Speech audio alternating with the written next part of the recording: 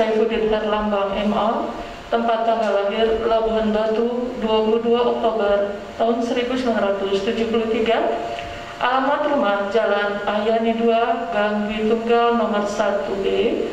Unit kerja sehari-hari adalah di IAIN Pontianak. Jabatan beliau adalah Wakil Rektor 2, pangkat golongan 3D. Untuk selanjutnya, kami persilahkan kepada Bapak Doktor untuk menyampaikan materi.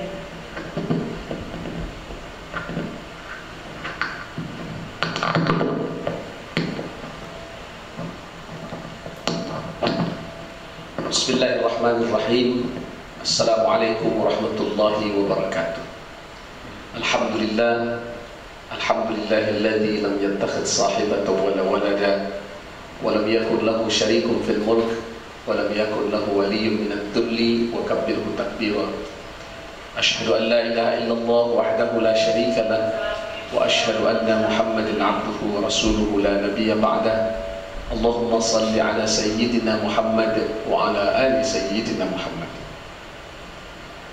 Saudara-saudaraku kaum muslimin dan muslimat, para shaimin dan shaimat yang berbahagia, alhamdulillah hari ini kita bersyukur kepada Allah Subhanahu wa taala meskipun dalam suasana pandemi Covid ini yang tentu merubah pola hidup kita entah berapa persennya pun, tapi paling tidak mengagetkan kita dan membuat kita harus belajar bagaimana bisa hijrah untuk senantiasa dekat kepada Allah Subhanahu wa taala meskipun dalam suasana susah maupun senang. Keistiqomahan dan konsistensi kita yang akan menjadi penilaian bagi Allah apakah kita tetap bisa konsisten dalam berbuat baik dalam suasana yang sulit sekalipun. Saudara-saudaraku sekalian, pembawa acara yang saya hormati, kita berbicara tentang harta bermanfaat dengan berzakat. Zakat itu di dalam Al-Quran disebut dengan bahasa zakah yuzakki tazkiyatan atau zakah yazka zakatan yang berasal dari kata membersihkan. Ada bacaan-bacaan ayat-ayat pendek dalam juz amma yang sering dibaca oleh para imam. Qad aflaha man tazakka wa dzakara asma rabbih fasalla. Dalam ayat lain Allah berfirman, qad aflaha man zakkaha wa qad khaba man dassaha. Jadi ayat ini berbicara tentang beruntunglah orang-orang yang berzakat, yang mensucikan dirinya dan hartanya. Kalau Ramadan ini datang memberikan peluang kepada kita untuk membersihkan diri kita dari segala sifat-sifat yang tidak disukai oleh Allah Subhanahu wa taala. Sifat-sifat ini lama-kelamaan menjadi sebuah orientasi yang baik ke depan buat kita untuk menjadi hamba Allah yang diridhoi. Saya membagi misalnya tiga kategori yang dibagi oleh ulama itu, saya bagi lagi tiga itu menjadi tiga tahapan yang disebut dengan 10 hari pertama bulan Ramadan, al-ashrul awail, al-ashrul thani, dan al-ashrul awakhir. Ada tiga tahapan. Tahapan pertama adalah 10 hari pertama bulan Ramadan, 10 hari kedua yang disebut dengan 10 hari kedua Ramadan, dan 10 hari ketiga Ramadan. Kenapa 10 hari pertama itu disebut Yaumul Maghfirah? Karena di hari pertama itu memang Ramadan ini sebagai sebuah revolusi diri menuju hijrah untuk berubah itu. Memang orang susah, dari yang tadi nggak mau bersedekah, nggak mau berzakat, suruh sedekah. Yang susah itu bukan berzakatnya, tapi berubah dari orang yang pelit jadi dermawan, itu yang susah.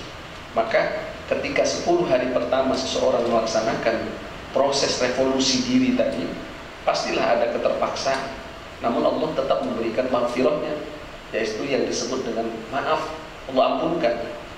Nah 10 hari keduanya itu baru diberikan yaumur rahmah, ketika kita sudah tidak terpaksa lagi, lalu menjadikan itu sebuah karakter kita. Akhirnya sifat-sifat baik itu menempel pada diri kita, maka Allah berikan kepada kita rahmat, kasih sayang. Dan ketika sifat-sifat itu sudah menjadi karakter kita, sifat baik itu menjadi karakter kita, maka Allah menjamin bahwa kita akan dibebaskan dari api neraka. Nah, kaitannya dengan zakat adalah bahwa memang orang yang berzakat itu kadang-kadang datang juga godaan setan kepadanya. Apalagi orang yang merasa memang dirinya juga membutuhkan. Saya aja sulit katanya kan, saya aja sulit untuk mencari harta, ngapa pula saya harus kasih ke orang? Kadang-kadang godaan-godaan itu datang secara rasional juga. Dia miskin kan karena dia malas. Untuk apa saya bersedekah pada orang yang malas? Sama saja saya dengan membuat dia jadi lebih malas. Pemikiran-pemikiran rasional itu sesungguhnya adalah godaan buat kita. Karena sedekah itu bukan untuk orang lain. Zakat itu diwajibkan bagi kita, bukan untuk orang lain. Saya bisa mengatakan lebih umum lagi bahwa berbuat baik pun itu sejatinya bukan untuk orang. Selalu saya katakan bahwa jangankan berbuat baik, membaca Al-Quran saja seharusnya itu bukan untuk orang lain, tapi membaca Al-Quran itu harusnya untuk diri kita. Beberapa ceramah saya katakan bahwa kalau kita baca itu Quran, kita harus tarik ke diri sendiri.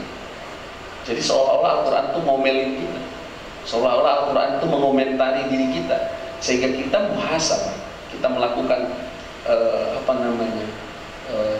berkaca dengan apa yang dikatakan oleh Al-Quran. Bukan kita jadikan Al-Quran sebagai alat untuk mengukur dan menilai orang lain. Begitu juga zakat.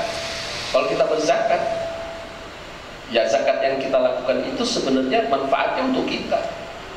Maka kalau orang cara berpikirnya salah, misalnya dia menganggap dia bersedekah pada orang lain, atau dia berzakat pada orang lain, dia menganggap bahwa zakat yang dia keluarkan itu untuk orang lain, maka biasanya dia menuntut orang lain itu untuk berterima kasih ke dia.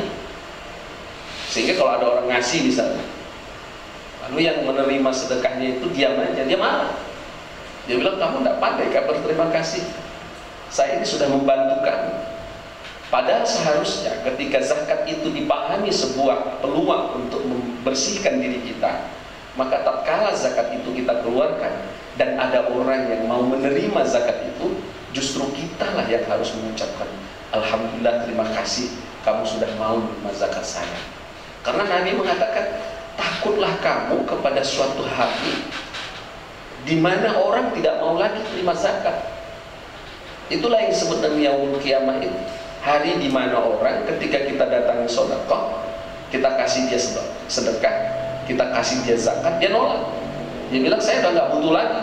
Hari ini adalah yaumul la bai'un fihi wala khullatun wala syafa'ah. Hari ini nggak butuh lagi dia. Di hari ini orang nggak butuh lagi sedekah. Nah, oleh sebab itu zakat dan sedekah itu sesungguhnya bukan untuk orang, bukan untuk orang yang menerima juga, tapi untuk kita. Jadi kalau saya bersedekah misalnya, ya sesungguhnya sedekah itu untuk saya. Maka ketika kita bersedekah, ya kita harusnya bilang terima kasih ke orang yang mau menerima sedekah dan zakat kita itu, bukan sebaliknya. Rasulullah Muhammad SAW pernah berkata kepada Aisyah radhiyallahu anha. Pada saat itu Aisyah diajak oleh Rasul untuk melihat kambing peliharaan mereka. Berjalanlah mereka bersama Rasul SAW. Tengah jalan itu Rasulullah berkata kepada Aisyah, Aisyah, kita ini mau nengok kambing kita yang kita peliharakan ke orang. Lalu Aisyah nanya, ya Rasulullah, kira berapa ekorkah kambing kita itu? Nabi menjawab 10 Aisyah. Mendengar 10 itu kan gembira juga lah Aisyah kan. Alhamdulillah udah 10 pula kambing kami ini kan. Tapi belum selesai pembicaraan itu, sampai di tempat Aisyah melihat, tuh kambing kok cuma 2. Lalu Aisyah radhiyallahu anha bertanya, ya Rasulullah, kambingnya mana lagi? Kok cuma 2? Oh iya, kata Rasul, aku tuh lupa kasih tahu kau Aisyah. Kemarin tuh yang jaga kambing kita bilang, ada orang-orang musafir tuh lewat sini, 8 orang, mereka tuh kelaparan. Dia minta izin saya, apakah boleh saya sedekahkan kambing ini? Dia mau kasih ke mereka itu kambingnya 1. Saya bilang jangan 1, kasih aja 1 orang 1. Akhirnya Aisyah, dia kasihlah ke orang itu 8 ekor, makanya sisa nih 2 ekor nih lah. Apa kata Aisyah? Ya kalau begitu bilang dong kambingnya 2, tadi bilangnya 10. Dengan senyum Rasulullah berkata, Aisyah, 8 ekor yang kita sedekahkan kemarin itu, itulah yang udah pasti punya kita. Nah, yang 2 ekor yang kau lihat nih Aisyah, itu belum tentu punya kita. Jadi sesungguhnya saudara-saudaraku, orang yang berzakat itu, tadi saya katakan bahwa kalau kita berzakat, kita membersihkan diri kita. Jadi bukan membersihkan orang lain. Kalau orang menerima zakat kita, justru kita yang harus berterima kasih ke dia. Bilang alhamdulillah, terima kasih Bapak sudah mau terima zakat saya. Karena ada zaman di mana orang nggak akan mau terima zakat lagi. Sekarang aja coba lihat, sudah mulai kelihatan dari tanda-tanda COVID nih, ya. Udah banyak orang nggak mau dah menerima kiriman, takut ada apa-apa. Ini satu fenomena baru dan bukan tidak mungkin dan tidak jadi fakta apa yang dikatakan Allah dalam Al-Quran itu. Suatu hari akan ada zaman di mana orang tidak akan menerima zakat lagi. Itu Rasulullah SAW yang katakan. Lalu Aisyah berkata, oh gitu ya Rasulullah. Ternyata apa yang kita